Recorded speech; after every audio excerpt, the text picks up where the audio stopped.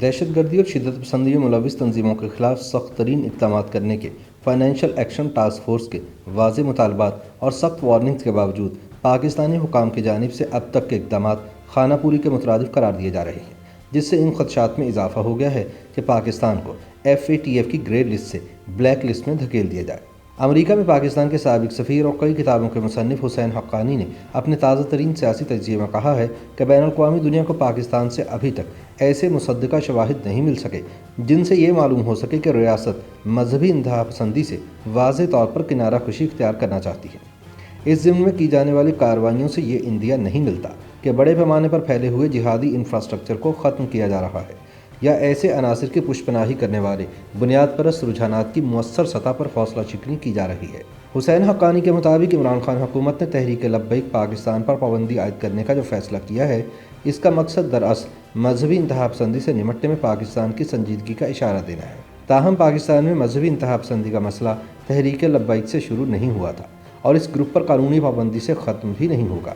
یہ قدم اس لیے اٹھایا گیا ہے کہ پاکستانی سفارتکار دنیا کو یہ باور کرا سکیں کہ اس بار پاکستان واقعی انتہا پسندوں سے چھٹکارا حاصل کرنا چاہتا ہے۔ Pakistan financial action task force کی منی لانڈرنگ اور دہشت گردی کی مالی اعانت سے متعلقہ گرے لسٹ سے نکلنے کے لیے بے چین ہے۔ اس ضمن میں حکومت نے متعدد اقدامات کیے ہیں جن میں لشکر طیبہ کے حافظ سعید کو سزا سنانے سے لے کر دہشت گردوں کی مالی اعانت روکنے کے لیے دہشت گرد تنظیموں کی عالمی فہرستوں میں شامل کئی گروپوں پر پابندی عائد کرنے جیسے اقدامات شامل ہیں۔ FATF کی ضروریات کو پورا کرنے کے لیے پاکستان کے قوانین میں بھی ترمیم کی گئی ہے۔ تاہم حسین حقانی کے مطابق تشکیک پسند حلقوں میں پاکستان کے ایسے اقدامات بین الاقوامی مطالبات اور توقعات کی جانچ پڑتال کی فہرست میں خانہ پوری کے مترادف ہیں۔ پاکستان میں اب بھی ایسے مصدقہ شواہد نہیں مل سکے جن سے معلوم ہو سکے کہ ریاست مذہبی انتہا پسندی سے واضح طور پر کنارہ کشی اختیار کرنا چاہتی ہے۔ جیسا کہ ہم جانتے ہیں کہ ماضی میں جہادی گروپوں پر پابندی عائد کی گئی، لیکن وہ نئے ناموں سے بدستور سرگرم عمل رہے۔ قلعدم تنظیموں کے بینک اکاؤنٹس منجمد کیے گئے، لیکن قریب ہر مرتبہ معلوم ہوا کہ ان اکاؤنٹس میں سرے سے پیسے تھے ہی نہیں۔ گویا اس ضمن میں کارروائی سے پہلے ہی متعلقہ تنظیموں کو ان اکاؤنٹ سے پیسہ نکالنے کا اشارہ مل چکا تھا۔ دھوم دھام کے ساتھ گرفتار ہونے والے بیشتر انتہا پسند رہنما عدالت کے احکامات پر ثبوت کی عدم دستیابی کی بنا پر رہا ہوتے رہے ہیں۔ مثال کے طور پر تحریک لبیک پاکستان کے حالیہ احتجاج کے موقع پر وزیر اعظم عمران خان نے دنیا کو یہ سمجھانے کی ضرورت پر زور دیا کہ دین اسلام کے بارے میں نازیبا آراء یا مسلمانوں کے بارے میں منفی تبصروں سے مسلمان اتنے ناراض کیوں ہوتے ہیں۔ لیکن حقانی کے مطابق حقیقت یہ ہے کہ دنیا اچھی طرح جانتی ہے کہ کسی بھی مذہب کے پیروکار اپنے عقائد کی تصدیق پر مبنی تقریر و تحریر یا خاکے بنانے سے مشتعل ہوتے ہیں۔ اس کے باوجود پاکستانیوں کو یہ سمجھنے کی بھی ضرورت ہے کہ یہ ایک متنوع دنیا ہے اور وہ اپنے ملک میں ٹریفک جام کر کے یا اپنے ہی پولیس افسران کو اغوا یا قتل کر کے دوسری قوموں پر اپنے عقیدے کی تقدیس مسلط نہیں کر سکتے۔ ستم ظریفی یہ ہے کہ تحریک لبیک ان جہادی گروہوں کا کبھی بھی حصہ نہیں رہی جو پاکستان میں بیٹھ کر سن 1980 اور 90 کی دہائی کے دوران افغانستان اور کشمیر میں دہشت گردی کے ابتدائی برسوں سے ہی عالمی تشویش کا مرکز رہے ہیں۔ حقانی کہتے ہیں کہ ماضی کے ان انتہا پسند گروپوں میں زیادہ تر کا تعلق دیوبندی مسلک سے تھا، جبکہ تحریک لبیک کا تعلق سنی اسلام کے جنوبی ایشیائی ذیلی بریلوی فرقے سے ہے۔ سنی اسلام میں ان دھڑوں کی تقسیم تاریخی طور پر 19ویں صدی میں ہوئی۔ ان میں باہمی فرق کو سادہ طور پر اس طرح بیان کیا جا سکتا ہے کہ دیوبندی مسلک مذہب کی زیادہ راسخ العقیدہ تشریح کرتا ہے اور باضابطہ دینی تعلیم پر زور دیتا ہے۔ دوسری طرف بریلوی مسلک سے تعلق رکھنے والے عوامی اسلام کی نمائندگی کرتے ہیں۔ انہوں نے صوفی روایات کو اپنایا ہے اور ان کے ہاں ایسے مذہبی مظاہر بھی ملتے ہیں جو اسلام کے ابتدائی متون یا روایات کا حصہ نہیں رہے۔ دیوبندی مسلک کا مضبوط گڑھ اس کے مدرسے ہیں۔ افغانستان اور کشمیر میں لڑنے والے پہل جہادیوں کو پاکستان کے دیوبندی مدارس سے ہی بھرتی کیا گیا تھا۔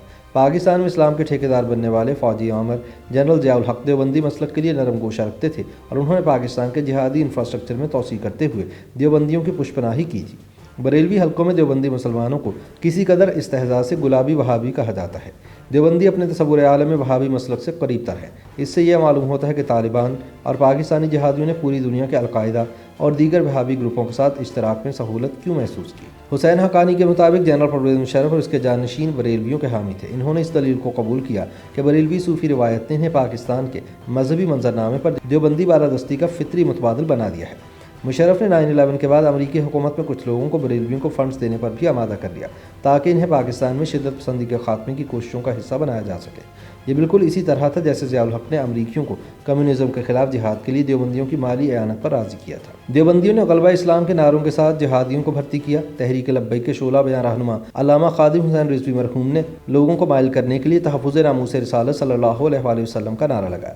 اگر کسی کو خیال تھا کہ بریلوی فطری طور پر پرامن تھے تو یہ غلط فہمی تب دور ہو جانی چاہیے تھی جب علامہ خادم حسین رضوی کے ایک پیروکار نے گورنر پنجاب سلمان تاثیر کو اس بنیاد پر قتل کر دیا تھا کہ انہوں نے پاکستان میں توہین مذہب کے قوانین پر بحث مباحثے کی تجویز پیش کی تھی اور ان قوانین کو کالا قانون قرار دیا تھا۔ نومبر سن 2017 میں علامہ خادم حسین رضوی کی تحریک لبیک کے تقریباً 3000 حامیوں نے اسلام آباد پر قبضہ کیا۔ اس دھرنے کے دوران حکام کی جانب سے کوئی مؤثر کارروائی نہیں کی گئی۔